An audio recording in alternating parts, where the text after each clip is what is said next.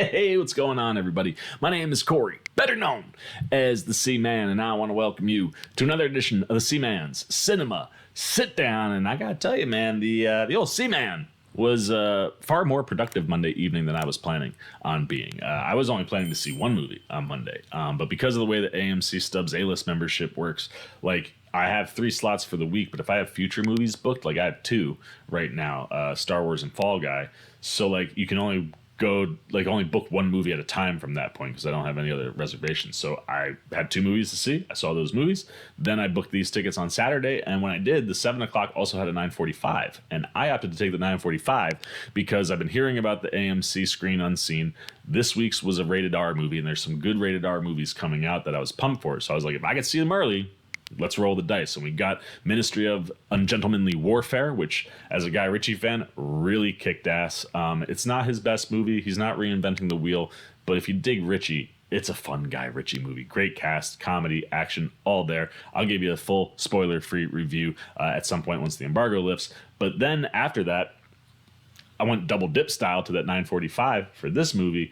And I got to tell you, the main event, I was very much looking forward to this movie, and I very much enjoyed this movie. However, this movie might be one of the most divisive movies in 2024, even if it is one of my favorite movies of 2024 so far. What are we talking about? Why don't you pull up a chair? Take a seat. We are getting ready to dive in spoiler-free into Civil War. And I gotta tell you, man, while I haven't seen Men yet, Garland is a guy who hasn't missed for me in at least his first 2 films. Ex Machina is just brilliant on all the levels. And I thought Annihilation was so freaking cool. And coming into this movie, without having seen Men yet, which is on my to-do list, I really dug the idea of Garland taking on a futuristic dystopian civil war in America. And the thing I really dig is that he gives us something that can function as a cautionary tale, right? Kind of remind you like how nasty war can be. But at the same time, living in a country that is very fractured and very divided, you know, cautionary in the sense that like this movie might not be how Civil War goes down, but it is tangible enough where you kind of walk out and you go, oh man, there are elements of this movie that hit very close to home. And those are the things that were working for me. However, I do think that this movie could be very divisive amongst audiences because of several different factors. The first, I think the trailers kind of hyped this to be more of a war epic. Specifically in the trailers, like one of them has like quotes and like mentions war epic, some of the best war combat of all time. And those aren't necessarily untrue, but when accompanied with just fairly consistent images of war action, even though you know you're following these journalists, I think this is a movie that people could anticipate to be more war-driven, when in reality it's more journalism-driven. And it is 100% a war movie because these journalists are going to different spots of the war as they kind of try to go from New York down to D.C. And it's one of these things where it's like each kind of place you go, you get a little different flavor of what you can get in a war movie, but it's not a traditional kind of war movie. And I will say, like I said, the war sequences, some of the best I've seen in a very long time, but the movie in and of itself just functions a little bit differently. So I think expectation-wise, could throw some people off. But then the things that I think start to get really divisive when you start having the conversations is Garland takes no political stance in this movie at all. Yes, Nick Offerman does play the president. However, for people who were excited to see President Nick Offerman, he's in it a little itty bitty tiny bit. You get him a little bit at the front, a little bit at the back, and we don't know his political affiliation. We don't know if he had something to do with the Civil War starting. We don't know how it started really at all, when it started, how long it's been going on. We don't even know what year we're in. And I think it's kind of cool that Garland leaves it ambiguous and vague in those categories because it's more about the journalists and what that story and how you experience war from that perspective is about, more than let's have people in rooms talking about the political climate of the country and why things broke apart and fell apart. Like, rather than diving into that stuff, which would just divide audiences personally for me even more, Garland removes it and says it's more about the journalists and just the act of war. And I think that's something that's gonna, and already you're seeing is kind of rubbing some people the wrong way, as is, I think, some of the morality issues in the movie. Is bleak at times, and riding with war embedded journalists, specifically photojournalists, you're watching people who have to, make conscious, unbiased decisions. If somebody, if you're riding with the military and something's going on with the military that you don't agree with, you can't step in. If you're riding with, the rebel forces and they're doing something that you don't agree with, you can't step in. If you were about to see a person murdered, you could step in, but you're not going to. You're supposed to capture those images. And look, I'm not saying that that's how all war journalists are and how all war journalism works. I think Garland kind of goes to some of the extremes in those departments to really get the points that he wants to get across on that side of things. And I find that all to be really effective, but it's one of those things where you're gonna have people that it rubs the wrong way. And I'm very glad that so far in the early, scores and things that I've seen, it seems to be generally more positive than negative. But this is a movie that's gonna divide audiences. And for me, I loved the movie. I guess I'm a big fan of Garland, and I really dug what he was kind of doing with this story, specifically when you're talking about all the journalism elements. I'm a journalism kid. I went to school for journalism. I was in, some digital video journalism for a while before, kind of swinging to an operational role at my job. And I just love how he builds these characters and really puts the photojournalism story in the A storyline, and the war elements are kind of being consumed as you go on that A story and function more as a B storyline in the movie. For me, that pulled me in a new way for a war epic. And again, the things that he paints from the war standpoint produce elements and images that are just absolutely unforgettable at times. And the story is really, I think, the thing, like I said, that kind of pulls me in. And I like the group that we're riding with. Kirsten Dunst plays a character named Lee. She's a photojournalist, seasoned vet, very well known, well established. You could argue borderline famous in that, world. And her right-hand man, literally, Wagner Moura, who is a paper journalist, is kind of like her partner. So everywhere they go, she's shooting the pictures, he's writing the stories. And then a friend of theirs, played by McKinley Henderson, is, an older paper journalist, kind of on his way out. And so it's cool because he kind of structures it with two people who are kind of well-established, been in this world for a while, probably just off the peak of their career, somebody at the end of their career in McKinley, and then someone whose career is literally just starting to start in Cailee Spaney's Jessie. She is your wide-eyed, bushy-tailed, man, I want to be a photojournalist, like a war photojournalist, and she kind of weasels her way into this group as they head on what's essentially a journalism road trip. Things are kind of closing in on DC. It's where all the violence is. The war is coming what feels like to an end, or building to a head, where if Moura and Dunst don't move quickly, Lee and Joel are not going to get to DC in time to do the thing that they want to do, which for Lee is to photograph the president while Joel gets to interview him before he either is killed, kidnapped, arrested, whatever it could potentially happen. And as they're looking to kind of slip out of New York before any of the other journalists start moving down there, McKinley Henderson, Sammy kind of stops him and is like, look, I don't want to come with you. Suicide mission. I want to get down to the Carolinas. You kind of just drop me off there. There's some things I want to check out on that end of the things. And essentially, because of how things are going from New York, you have to go down past DC through the Carolinas and then up, which provides plenty of places for our group to stop along the way. And then Cailee Spaney's character, Jessie, kind of weasels her way in there, hangs out with, she runs into Lee first, and Lee's just like, I need to go to sleep, but here's some tips, whatever, I'm going to keep it moving.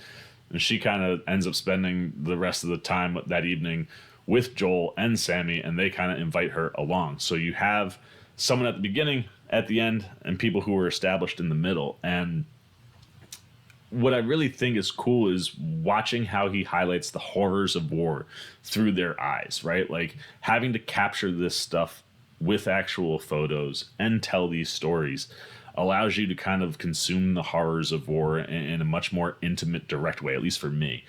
And then the other thing that I dig is you get to start to understand, specifically through Spaney, the allure, right? Like why she wants to be a photojournalist. You look at Lee and you're like, look at the things that she's captured, the things that she's responsible for history, right? Like these images will be seen for generations, forever, you know?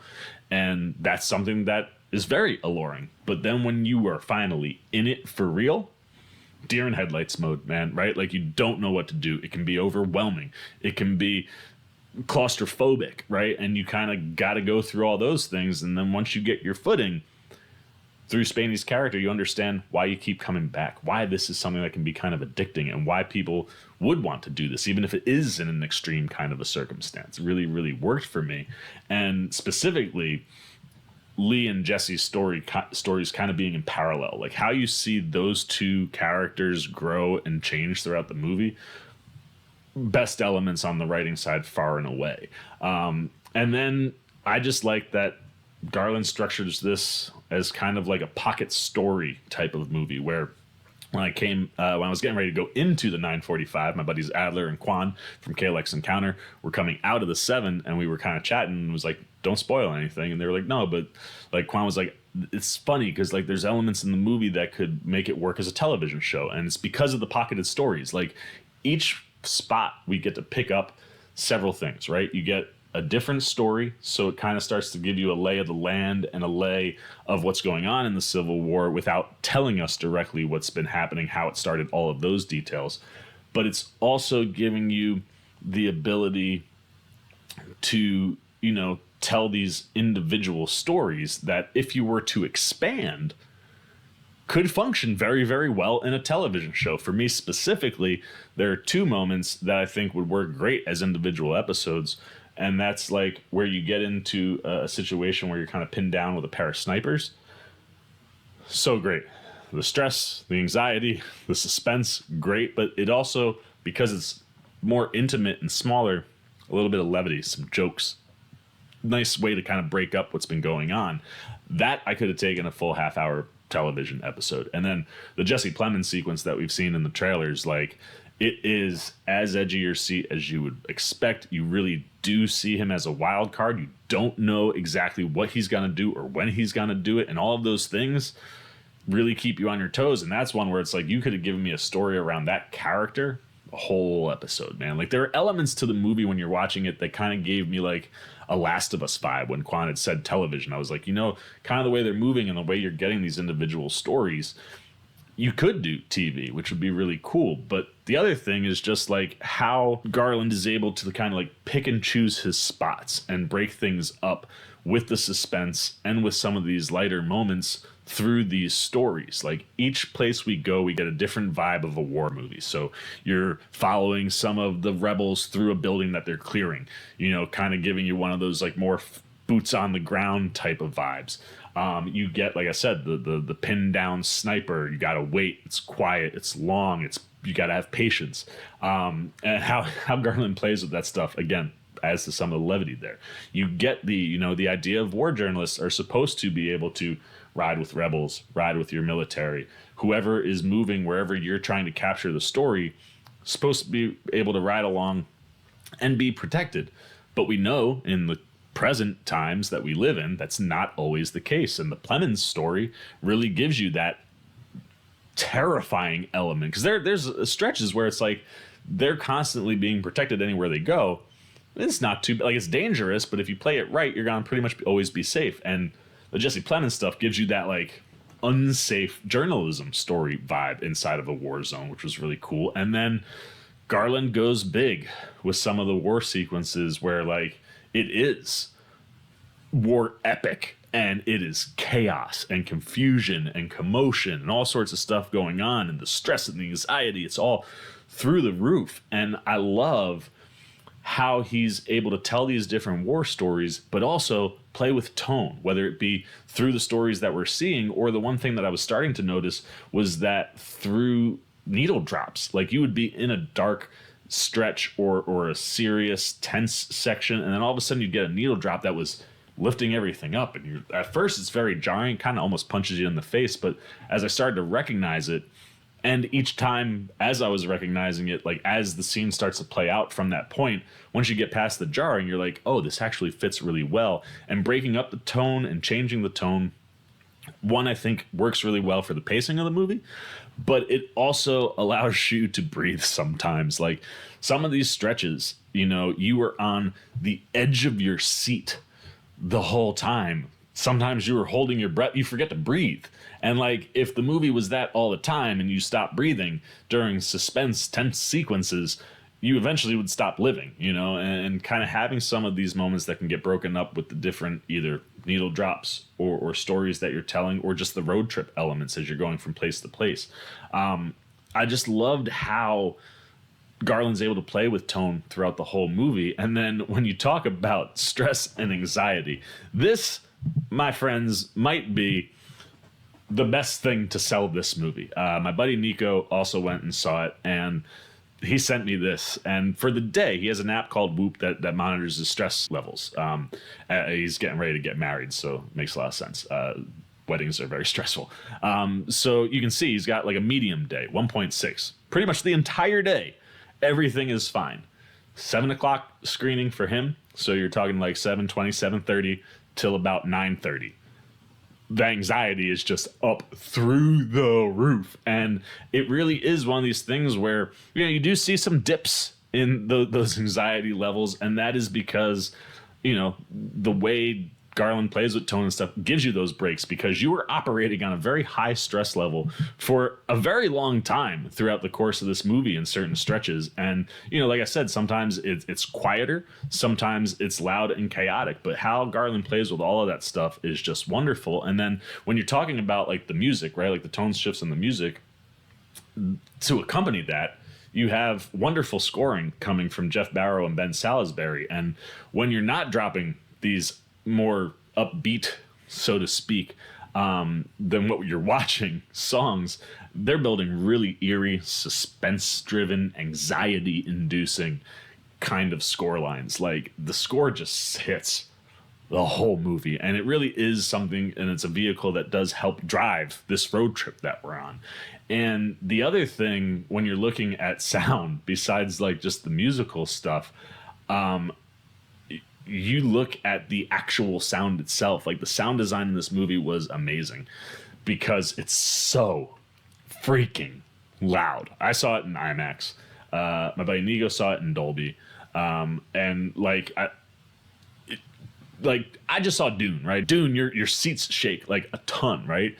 That's not what's going on here. It's like a level, especially in those premium screens. Like if you're not someone who can do loud movies, I might say go see this on a regular screen or wait till streaming, because it feels like Garland and his sound department dialed these certain moments up to like natural decibel levels. Like there's a scene where like a helicopter is landing, and I was like, is there a helicopter landing in the theater? And the gunshots, whether it's machine guns, handguns, snipers, like if you don't jump from one gunshot during the course of the movie, I don't believe you. And you might want to see, I don't know, somebody to kind of figure out your emotional situation, because like the gunshots hit you in the core of your chest every single time they happen. And multiple times I got jumps from that. And the sound design across the board, the whole movie was tremendous. And then, you know me, I'm a huge cinematography guy. And what Rob Hardy and Garland come up with from the visual style, like whether you're using this kind of, you know, gimbal sort of handheld camera to kind of run through streets or different sequences, so it feels much like the way the sound makes it feel like you're right there standing with them. The camera and where it gets put sometimes makes you feel like you're shoulder to shoulder with these characters. And I also love just the different lenses. Like there are moments where, you know, Hardy is capturing these wonderful landscapes where you're seeing either like helicopters fly out, you're seeing results of different parts of the war, like, you know, as we've seen in dystopian futures, like highways where there are just cars blown up and empty for long stretches. But then you also get these like really cool the thing I dug, I think, the most from Hardy the whole movie was his composition of the shots he was taking. It almost felt like they were photography inspired, right? Like the way the camera tricks he was playing with gave me a lot of like photography vibes. And there's moments where he plays with kind of like double images where one's blurred and one's not. You can kind of play with that stuff. He plays with a mirror at one point, which is one of my favorite quiet sequences and just visual sequences. Like what it means, what that scene means to Dunst Lee, and how like Garland and Hardy are playing with that, like just really, really wonderful stuff. And then I heard this really interesting thing from Garland, because toward the end of the movie, you're starting to see, like as you're going, you're following specifically Jessie, Cailee Spaney's character, and as she's snapping photos, you're then seeing what she's snapping. And the interviewer asked like if we were actually seeing photos that Spaney shot, or if like after you shot the scene, you went back and like shot them with like a different camera or had your DP do it. And he was like, actually, it was kind of interesting. Like we were thinking about using the actual images, but because of the lighting and stuff and the type of cameras that they were using from the photography, and it was kind of messing with the image and how it looked. So they ended up taking one of the cameramen and turning him into Spaney's camera. So like after they had done the scene a bunch of times and Spaney knew exactly where she was taking the photos and how she was moving and what all of her coordination was, Garland was like, she was basically throwing this, and Cailee Spaney, if you haven't seen Priscilla, where Spaney's next to Elordi, who's a giant, like she's very, very tiny. And he was like, she was just throwing this guy around as if he was the camera that she was shooting. And then they captured everything that way and then took stills out of that, which I thought was really cool. And that's something that Hardy and Garland throughout the whole course of the movie really do quite well in, you know, what they're doing from the cinematography standpoint and what they're capturing in camera and how they're utilizing all of that stuff. And then the cast here, man, is just phenomenal. As I said, Nick Offerman, super small role, even though he seems to be like the head build character. Like on IMDb's the first listing, he comes up fairly quickly when you see him in other lists, like minimal. But this is a movie that is about your core four. And first and foremost, like I love Kirsten Dunst. I've been watching her since she was a child actor, and then obviously Mary Jane Watson. Like as a kid, one of the first women you fall in love with when you read comics, right? Like for me, it was Catwoman because Batman, and Mary Jane Watson because Spider-Man. Those are my two main comic runs. So Kirsten Dunst becoming the live action Mary Jane, like still my heart for forever. Very special place for her. And I know that she's been working recently, like on TV and some smaller things, and I haven't personally caught anything recently, but one thing for sure that I haven't seen is like her on the big screen. And this is the biggest, well, not the biggest, but one of the biggest screens you can see it on, seeing it in IMAX, even if it was a digital IMAX screen. And it was just so nice to see her front and center and just crushing. And what she does with Lee, like I said, the choices they make and how they grow and change and, you know, develop her character just takes you to some really intimate moments with her where like she's so hardened because she's a war photojournalist, that when she breaks or she has non-hard moments, like they hit so hard, you know, like that mirror scene for sure. Toward the end, like there's a lot of things going on that as you see things start to impact her in different ways, like Dunst is just knocking things out of the ballpark. And then everybody that's around Dunst, specifically Cailee Spaney, who, you know, is writing that story parallel. I loved having that contrast, you know, the young gun, super excited, then super terrified, and then overly confident type of character, and how Spaney grows and maneuvers throughout the course of the movie. Like I really, really dug what she was doing. Like I liked her a lot in Priscilla, like her even more here. And it's one of these where it's like, now I've seen 2 movies. She's gonna be an alien Romulus. I'm pumped for this little girl, man. I mean, just like physically, she's small, but like she's so powerful. Like it's funny. I'm looking at her IMDb photo, and it's just her head, and it's cut here on her neck, and then there's space above. Like in the photo, it's making her look small, but like she packs so much power. And like I said, how she parallels Dunst, the relationship between the two of them, how they kind of both need each other and at times both resent each other. Just how Garland played with all that and how they executed it was wonderful. As I said, Wagner Moura, I love this dude, man. Like he's so good, and he adds an energy to the movie that at times you 100% need, and then emotional. Like he's not the character you expect to get the emotional moment from, but he has a very emotional moment, and it's one of these moments where like something's happening and they just drop all sound out and you're just left with the image.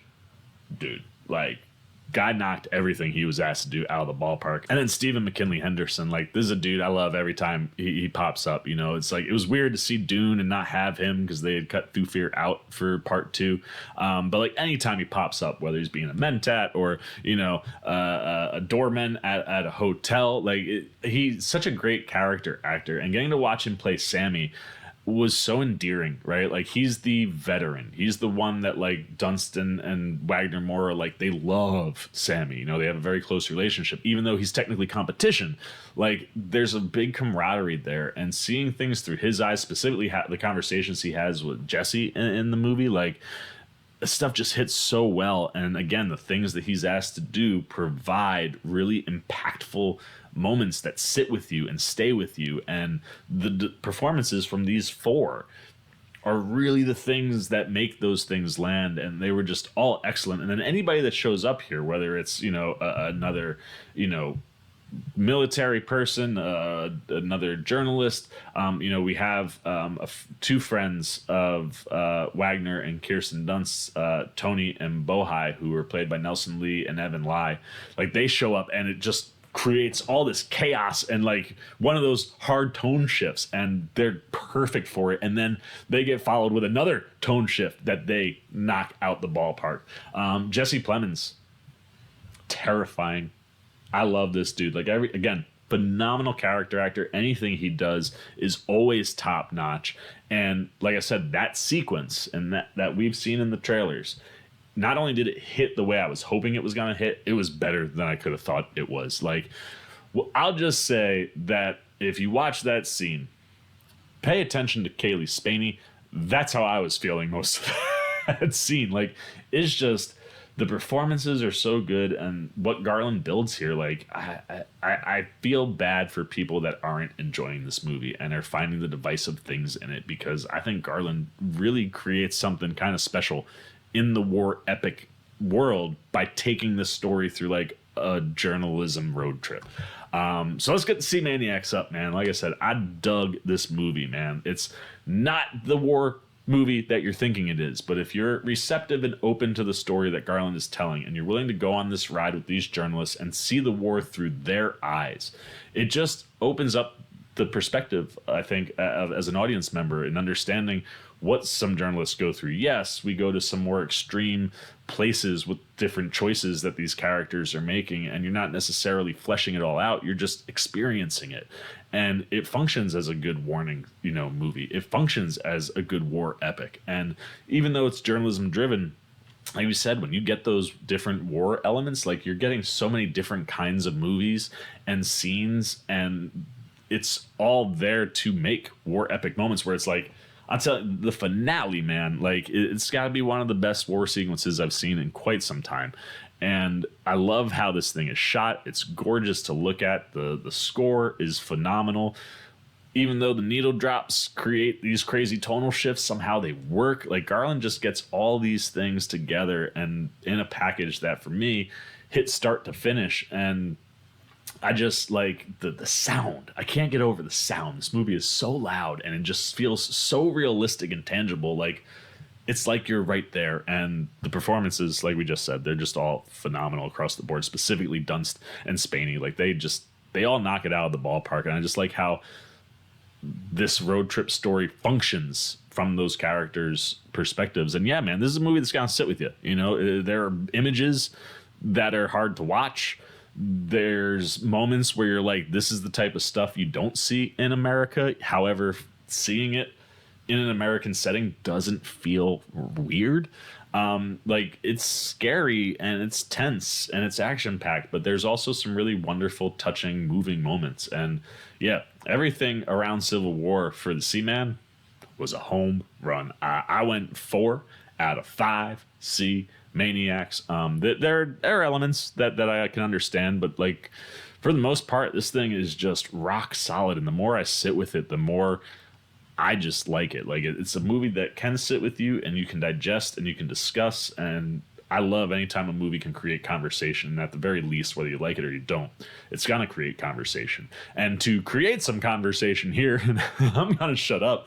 I'll flip it over to you guys. Go down to the comments section. Let me know what you're thinking about Civil War. What do you think about this concept? Are you going to plan to see it? Was this one of your most anticipated movies? Like, this was one of my top anticipated movies of the year, and it hit big time for me. So where do you land kind of there? If you've gotten a chance to see the movie early, no spoilers, but what did you think? Does it work? Is it effective? Was it not your cup of tea? How are the performances? What do you think of the technical elements? Is Garland 4 for 4? If you've seen, Ex Machina, Annihilation, Men, and now this. Like I said, I've seen 2 and then this, so I gotta see Men to know if he's 4 for 4. So I'd love to know if you think he's 4 for 4. Where does Garland land on your list? How'd it feel to see Kirsten Dunst front and center in a big time movie again? Anything, sound design, was the sound crazy loud for you guys too? Did it impact you the way it did me? What did you think of like the pocket stories, and which, like, don't spoil them, but which ones stood out the most for you? Anything you got, good, bad, indifferent, on Civil War, put it down below in the comments section. I look forward to talking to you down there. As always, if you enjoyed this video, please give me a thumbs up. And if you're new, you want to come hang out with the C-Man anytime we're talking movies, TV, trailer reactions, you want to be here to see my spoiler-free review for Ministry of Ungentlemanly Warfare. We got some trailer reactions that we're going to throw up. Maybe you want to be here for those, see what they are. You just dig the vibe. You want to show a little love and support? Well, hey, come join C-Maniac Nation. It's super easy. All you got to do is jump over there, hit that subscribe button, hit that little bell if you want those alerts. And until next time, for the C-Man's Cinema Sit Down, I've been the C-Man. I'm signing off. Peace. Hey, what's up, C-Maniac Nation? Winter Ken here, where we grow out our roots and our beard, letting you know that you can see some new C-Man videos right up here and right down here. And if you want all those videos and show that man a little love and support, come join C-Maniac Nation right over there, and the C-Man will catch you on the next one.